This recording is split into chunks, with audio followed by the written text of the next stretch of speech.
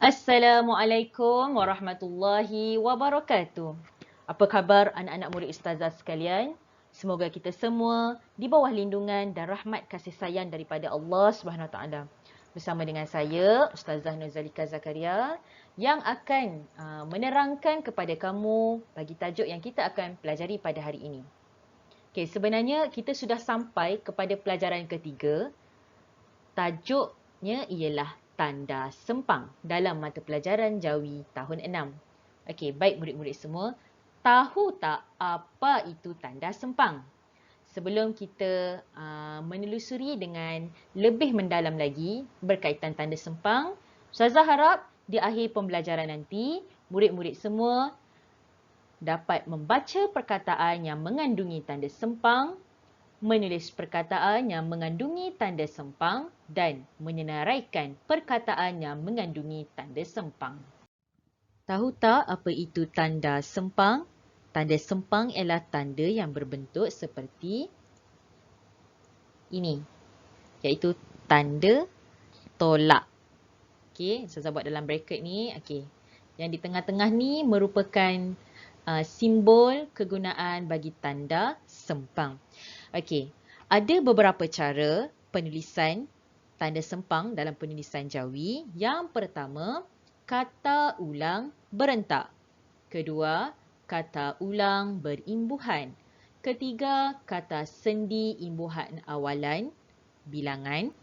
Keempat, kata sendi imbuhan akhiran, tahunan. Dan yang kelima, hubungan antara. Baiklah, yang pertama ialah kata ulang berentak.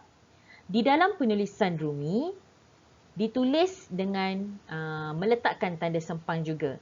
Manakala dalam penulisan Jawi pun kita kena letakkan tanda sempang bagi perkataan-perkataan tersebut. Okey, contohnya lemah gemalai. Kita letakkan tanda sempang pada di tengah-tengah perkataan lemah dan gemalai. Contoh ramah, tanda sempang yang di tengah ni tamah. Okey, perlu diingatkan untuk tajuk yang ni kamu kena letak tanda sempang. Jangan tak letak tanda sempang. Walaupun ejaan betul, kalau tak letak tanda sempang, salah. Okey, kena ingat. Okey, contoh yang lain, dentam, dentum. Lintang, pukang. Sayur, mayur. Okey, yang saya bulat ni tanda sempang di tengah lah. Beli, belah. Anak, pinak. Serba, serbi. Okey. Baiklah, yang saya sebutkan tadi merupakan contoh bagi kata ulang berentak. Okey, yang kedua ialah tanda sempang pada kata ulang berimbuhan. Okey, untuk kegunaan kata ulang berimbuhan ni, ada 3 kaedah ataupun cara dia. Yang pertama ialah perkataan berimbuhan awalan. Yang kedua, imbuhan akhiran. Dan yang ketiga, imbuhan apitan. Okey, baik. Kita tengok salah satu contoh bagi kata berimbuhan awalan. Okey. Ustazah tandakan right ni. Okey, Ustazah ambil satu contoh ni iaitu tersipu-sipu. Tersipu, tanda sempang, sipu. Okey, tersipu-sipu, kata dasarnya ialah sipu. Dia menerima imbuhan. Awalan dia ialah ter. Okey, Ustazah gariskan. Okey, ter. Yang ni merupakan dia telah menerima imbuhan awalan. Okey, yang kedua, imbuhan akhiran. Okey, mana contoh yang ada imbuhan akhiran? Okey, Ustazah nampak. Okey, contohnya Ustazah ambil okey, perkataan buah-buahan. Buah, tanda sempang, buahan. Kata dasar bagi perkataan buah-buahan ialah buah. Okey, yang ni merupakan contoh bagi yang telah menerima imbuhan akhiran. Okey, mana imbuhan akhiran dia? Okey, yang kat sini. Ustazah gariskan ni. Buah-buahan. Okey, an yang ada di belakang. Okey. Sebenarnya untuk kalau ayat yang ni lah buah-buahan menunjukkan bilangan yang banyak. Okey, seterusnya kata berimbuhan yang ada apitan. Contohnya apa? Okey, ni saya gariskan. Okey, keanak-anakan. Okey, keanak tanda sempang anakan. Okey, kata dasar ialah anak. Okey, dia menerima, okey, apitan ni maksudnya dia menerima imbuhan awalan. Okey, kat sini imbuhan awalan dia apa? Ke. Okey, manakala dia menerima imbuhan akhiran juga, iaitu an. Okey, maknanya yang ni keanak tanda sempang anakan merupakan contoh bagi kata ulang berimbuhan apitan. Okey, contoh-contoh lain iaitu tertanya-tanya, berasak-asakkan, seolah-olah. Okey, contoh-contoh yang Ustazah baru terangkan kepada kamu tadi merupakan contoh bagi kata ulang berimbuhan. Yang ketiga, tanda sempang pada kata sendi imbuhan awalan pada bilangan. Okey, ada 3 contoh kat sini. Okey, contoh yang pertama, okey, Ustazah bagi dalam bentuk ayat. Hari jadi ke-12.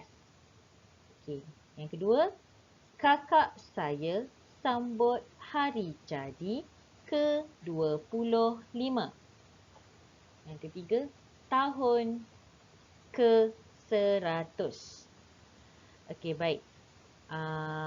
Untuk nombor tadi 12, 25, 100 sebenarnya menunjukkan bilangan. Jadi, bila ada kata sendi ke, maka hendaklah diletakkan tanda sempang. Okey, yang saya bulatkan ni. Okey, di depannya ada kata sendi ke. Selepas itu kita letakkan tanda sempang, barulah kita letakkan nombor ataupun bilangan. Yang keempat, kata sendi imbuhan akhiran pada tahun. Okey, contohnya ialah tahun 40 tanda sempang an. Tahun 50 tanda sempang an. Tahun 60 tanda sempang an. Okey, kalau contoh ayat saya bagi satu. Nenek saya lahir pada tahun 60 an. Okey, baik. 60 ni, perkataan 60 kita tulis nombor di dalam tulisan Rumi ya. Jangan tulis nombor Jawi.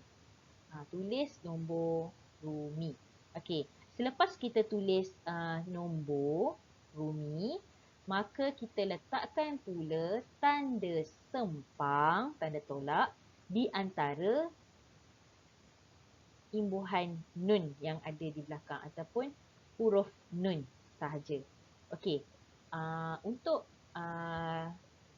kata sendi imbuhan akhiran, okey, imbuhan akhiran ni mana? Ni, nun. Nun ni merupakan imbuhan akhiran iaitu bermaksudnya an.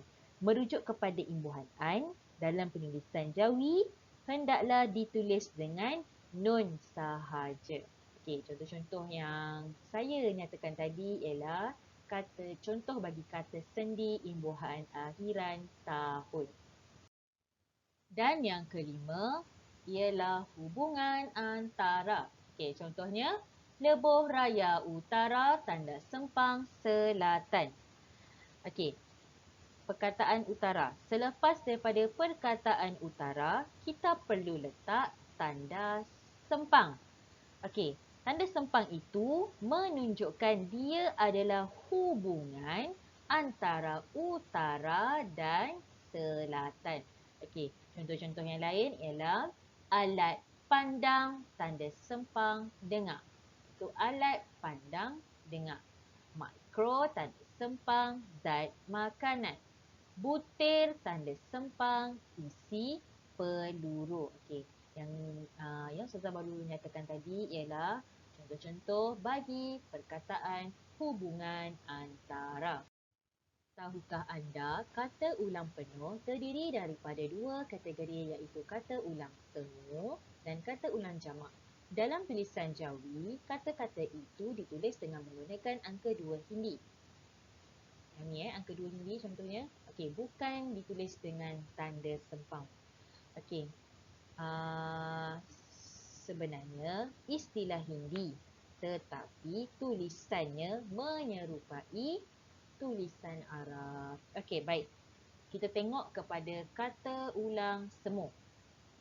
Okey, apa maksud kata ulang semu? Kata ulang semu ni contohnya perkataan yang kalau kita tak ulang, dia tak boleh perkataan tu dia tak boleh berdiri dengan sendirinya. Okey. Misalnya anai. Kalau kita sebut anai, dia tak menjadi maksud. Kita akan sebut anai, anan. Okay, contoh lain, kupu, kupu. Kura, kura. Okey. Kata ulang semu ini tidak perlu diletakkan tanda sempang. Seperti dalam penulisan Rumi. Okey, saya lupa. Sebenarnya di dalam tulisan Rumi, okey, contohlah perkataan anak-anak ini, kamu nampak di dalam tulisan Rumi diletakkan tanda sempang. Tetapi di dalam penulisan Jawi, kita gantikan dengan letakkan tanda 2 hindi. Okey, nampak? Okey, yang ni untuk kata ulang semu. Okey, manakala untuk kata ulang jamak, okey. Contoh kat sini, buku, buku. Murid, murid. Pokok, pokok. Okey, apa maksud jamak? Okey, jamak ni maksudnya banyak. Okey, perkataan sebegini tidak perlu diletakkan juga tanda sempang. Okey, dalam Rumi dia ada tanda sempang. Contoh buku, tanda sempang buku. Tetapi di dalam penulisan Jawi, perkataan buku kita buku, sebab kita nak gandakan buku-buku, kita letakkan dengan angka 2 hindi.